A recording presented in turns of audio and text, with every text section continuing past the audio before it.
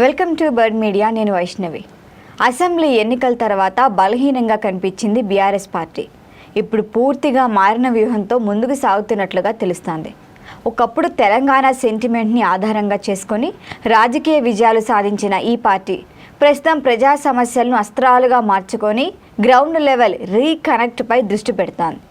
అయితే పైకి ప్రశాంతంగా కనిపించినా మాత్రం లోపల మాత్రం గులాబీ దళం పునర్వ్యవస్థీకరణకు అధినేత కేసీఆర్ నిశ్శబ్ద కార్యాచరణ కూడా చేపట్టారు.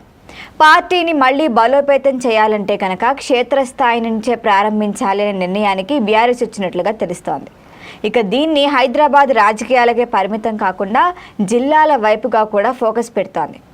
ఇక వర్కింగ్ ప్రెసిడెంట్ కేటీఆర్ స్వయంగా బాధితుల వద్దకు వెళ్ళటం, వారి సమస్యలను తెలుసుకుంటూ కుదిరితే అక్కడే తక్షణం పరిష్కారం ఇవ్వటం. దీంతో పాటు ఆ పనులు ఆలస్యమైతే ప్రభుత్వంపై విమర్శలు కూడా గుప్పిస్తున్నారు. ఇక భూసేకరణ వివాదాలు, రైతుల సమస్యలు, నిరుద్యోగం, సంక్షేమ పథకాల అమల్లో లోపాలు వంటి అంశాలపై ప్రత్యక్షంగా కూడా స్పందిస్తూ పార్టీ శ్రేణుల్లో ఉత్సాహం నింపే ప్రయత్నం చేస్తున్నారు. ఇప్పుడు ఖమ్మం, నాగర్ కర్నూలు వంటి జిల్లాల్లో గనక పర్యటనలు స్టార్ట్ చేశారు. త్వరలోనే రైతు ఆత్మహత్యల కుటుంబాలను కూడా పరామర్శించేలా ప్రణాళిక కూడా సిద్ధమవుతున్నట్లుగా తెలుస్తోంది. అయితే ఎర్రవెల్లి ఫామ్ హౌస్ కేంద్రంగా కేసీఆర్ పార్టీ పునర్నిర్మాణంపై దృష్టి పెట్టారు.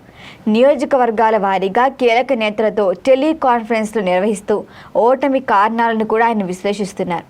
ఇక కార్యకర్తల్లో నెలకొన్న నిరుత్సాహాన్ని కూడా తొలగించి మళ్ళీ మనదే పాలన అనే నమ్మకాన్ని కలిగించే ప్రయత్నం చేస్తున్నారు ఆయన. అలాగే సోషల్ మీడియా వేదికగా ప్రభుత్వ వైఫల్యాలను కేసీఆర్ ప్రజల్లోకి తీసుకెళ్లేందుకు ప్రత్యేక బృందాలని కూడా ఇప్పటికే సిద్ధం చేస్తున్నారు.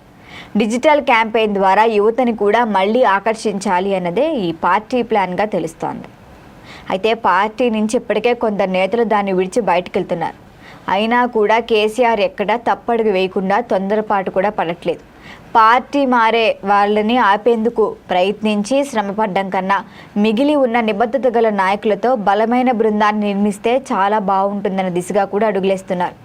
ఇక ద్వితీయ శ్రేణి నాయకత్వానికి ప్రాధాన్యమిస్తూ ప్రతి మండలానికి ఇన్ఛార్జీల నియామకంపై కూడా ఆలోచిస్తున్నారు. మరి రాబోయే స్థానిక ఎన్నికలను దృష్టిలో ఉంచుకొని ఇప్పటికే క్యాడర్ను సిద్ధం చేస్తున్నారు. ఇక గ్రామ స్థాయిలో మళ్ళీ బలమైన నెట్వర్క్ ఏర్పాటే ప్రధాన లక్ష్యంగా కనిపిస్తోంది. అయితే గతంలో గనక చూస్తే బీఆర్ఎస్ పార్టీ తెలంగాణ ఆవిర్భావ సెంటిమెంట్తో ప్రజల్లో మద్దతు పొందింది. ఇప్పుడైతే పూర్తిగా దాన్ని పక్కన పెట్టి ప్రజా సమస్యలపైనే దృష్టి సాధిస్తోంది. నిరుద్యోగం ఇందులో అన్నిటికన్నా పెద్ద ఇంపార్టెంట్ అయిన విషయం. రైతు రుణమాఫీ, పెన్షన్ల పంపిణీ, వీటిలో కూడా జాప్యం వంటి అంశాలు జరుగుతున్నాయి. మరి వీటినే ప్రభుత్వం పైన అస్త్రాలుగా ఉపయోగించుకునేందుకు సిద్ధమవుతున్నారు కేసీఆర్. మరి శాసనసభలో కూడా ప్రభుత్వాన్ని ఇబ్బంది పెట్టేలా వ్యూహాలు కూడా సిద్ధం చేస్తున్నారు. ప్రజా సమస్యలపై నిరంతరం పోరాటం ద్వారా కోల్పోయిన విశ్వాసాన్ని తిరిగి సంపాదించుకోవచ్చని అయితే పార్టీ భావిస్తోంది. బయటకు నిశ్శబ్దంగా ఉన్నా కూడా బీఆర్ఎస్ లోపల మాత్రం భారీ మార్పులే జరుగుతున్నట్లుగా తెలుస్తోంది. సరైన టైం చూసి పూర్తిగా రీయాక్టివేట్ చేయాలనే లక్ష్యంతో కేసీఆర్ ముందుకు సాగుతున్నారు.